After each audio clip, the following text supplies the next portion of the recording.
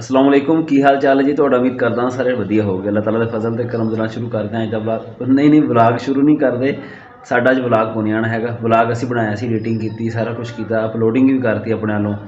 ਮੈਂ ਤਾਂ ਕਿਹਾ ਅਪਲੋਡ ਹੋ ਗਿਆ ਵਾ, ਕਿਉਂਕਿ ਜਿਹੜਾ ਨੋਟੀਫਿਕੇਸ਼ਨ ਸਾਹਮਣੇ ਸੀ ਖਤਮ ਹੋ ਗਿਆ। ਉਸ ਤੋਂ ਨਾ 2-3 ਘੰਟੇ ਬਾਅਦ ਮੈਂ ਨਾ ਵੀਡੀਓ ਫੋਨ ਦੇ ਵਿੱਚੋਂ ਡਿਲੀਟ ਕਰਤੀ।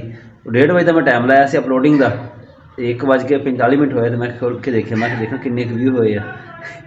ਹੁਣੇ ਕਿੰਨੇ ਸੀ, 2-3 ਹੀ ਹੋਣੇ ਸੀਗੇ ਵਿਊ ਉਹ, ਪਰ ਜੋ ਦੇਖਿਆ तो उत्ते नोटिफिकेशन आया हुआ सी आह वाला भी तुहाडी जिहड़ी वीडियो ना प्रोसैस नहीं हुई हैगी तो विच ही रह गई है।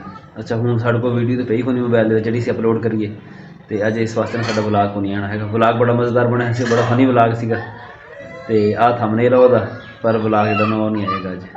बाकी तुसीं भैन भरा जिहड़े सानूं सपोर्ट करदे पए उन्हां दा बहुत बहुत शुक्रिया।